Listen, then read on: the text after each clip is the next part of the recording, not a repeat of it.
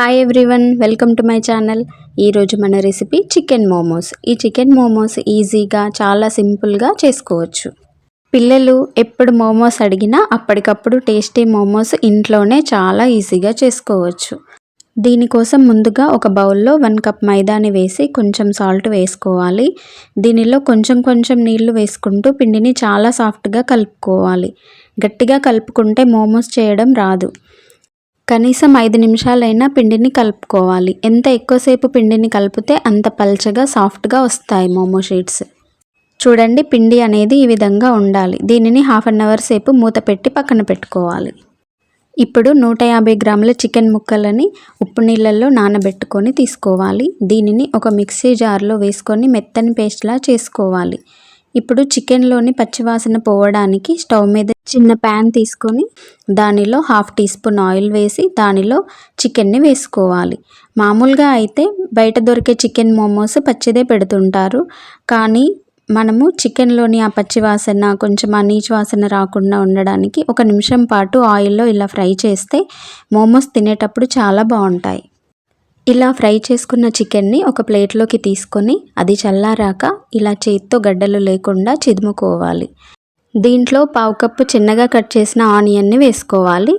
ఇందులోనే కొత్తిమీరని చిన్నగా కట్ చేసుకొని వేసుకోవాలి. రుచికి సరిపడా ఉప్పు, 1/2 టీ స్పూన్ మిరియాల పొడిని కూడా యాడ్ చేసుకోవాలి.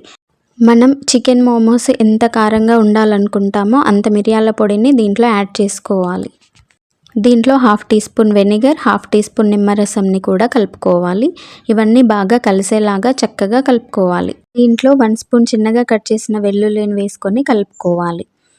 ఇప్పుడు షీట్స్ తయారు చేసుకోవడానికి 1/2 అవర్ సేపు నానిన మైదా పిండిని ఇలా ఉసిరికాయ ఎంత చిన్న ముద్దలుగా చేసుకోవాలి. ఈ ముద్దల్ని పల్చని షీట్స్లా ఇలా రోల్ చేసుకోవాలి. ఈ షీట్స్ రోల్ చేసేటప్పుడు మధ్యలో కొంచెం మందంగా ఉండాలి, అంచులు అనేవి పల్చగా ఉండాలి. అప్పుడే మనం పెట్టిన చికెన్ స్టఫింగ్ అనేది ఇందులో సరిగ్గా ఉంటుంది. ఈ షీట్స్ అనేవి ఎక్కువసేపు ఒత్తుకుంటేనే పగలవు. మనము మోమోస్ చేయడానికి మడత సరిగ్గా వస్తుంది. ఈ షీట్స్ అన్ని రౌండ్గా అన్నీ ఒకే సైజులో ఉండడానికి ఇలాంటి ఒక క్యాప్ని తీసుకొని ఇలా ఒత్తుకోవాలి. అప్పుడు అన్నీ ఒకే సైజులో ఉండి చూడడానికి బాగుంటాయి. ఇలాగే అన్ని షీట్స్ చేసుకోవాలి. చూడండి, అన్ని షీట్స్ ఒకే సైజులో ఇలా మందంగా ఉండాలి. ఇప్పుడు మోమోస్ చేసుకోవడానికి ఒక షీట్ని తీసుకొని అందులో 2 టేబుల్ స్పూన్ల చికెన్ పెట్టాలి. మోమోస్ తయారు చేయడానికి మనం చీరలకి ఫ్రిల్స్ పెట్టే విధంగా ఒక మడత లోపలికి పెట్టాలి. ఒక మడత పైకి వచ్చే విధంగా మడవాలి. బొటన వేలితో మడతని ప్రెస్ చేసుకుంటూ మనం ఫస్ట్ పట్టుకున్న మడతని వదలకుండా అలాగే పట్టుకోవాలి. చివరగా అన్ని మడతలు ఒక దగ్గరికి చేర్చి ఇలా తిప్పితే మనకి స్టఫింగ్ అనేది బయటికి రాకుండా అలాగే ఉంటాయి. ఇలాగే మనం అన్ని మోమోస్ తయారు చేసుకోవాలి.